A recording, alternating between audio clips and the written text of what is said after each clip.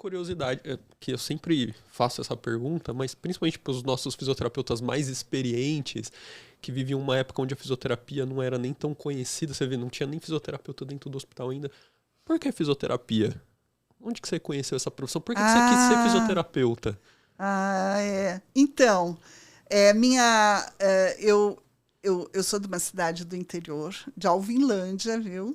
É uma cidade muito pequenininha, de 3.004 habitantes, que fica perto... 4, é muito específico. Que fica perto de Marília, né? A 50 quilômetros de Marília, 30 quilômetros de Garça. Eu venho de uma família que mudou para São Paulo, eu tinha 10 anos, fui estudar no colégio de freira, e lá fiz todo o meu ginásio na época, né?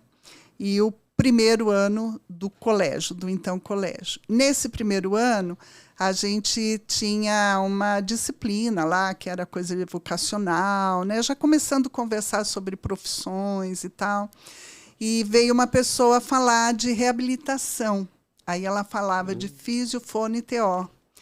E, nossa, eu me apaixonei pela fono, né? E eu falei, nossa, que legal, acho que eu vou fazer fono. Aí, depois... e ela abria a possibilidade de fazer uma visita no centro de reabilitação, que era o centro de reabilitação do Lar São Francisco. Sim. Então, que era o máximo. Então, eu lá no Ibirapuera, né, cheguei lá, e o Lar São Francisco, ele tinha uma área que era muito ortopedia, outra área da neuro, que era a Sônia Guzman, que era fisioterapeuta lá, e várias outras pessoas muito importantes.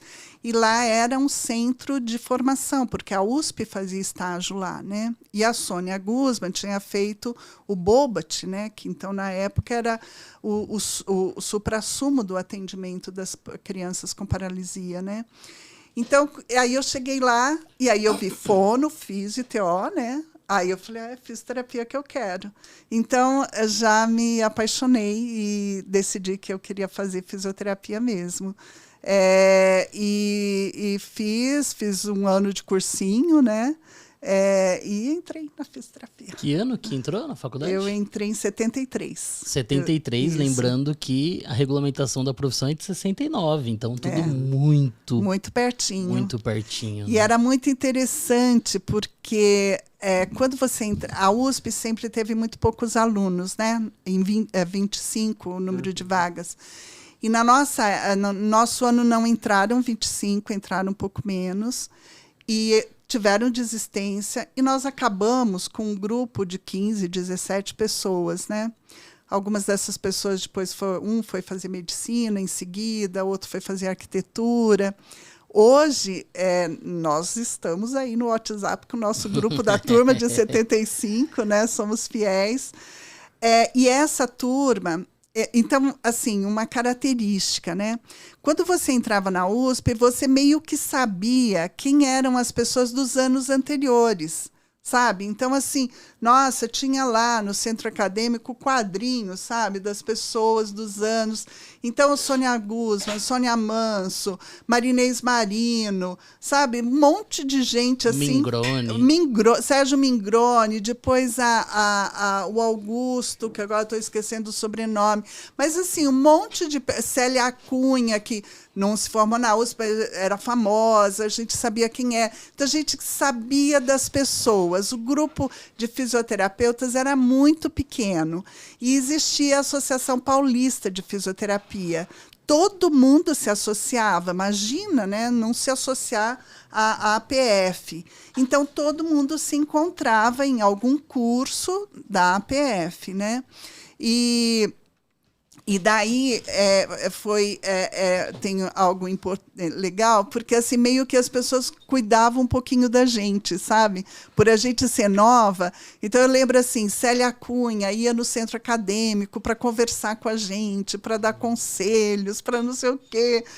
era uma coisa muito familiar, né? Meio que tipo assim, todo mundo cuidando de todo mundo, sabe? As primeiras turmas de fisioterapia do Brasil, né?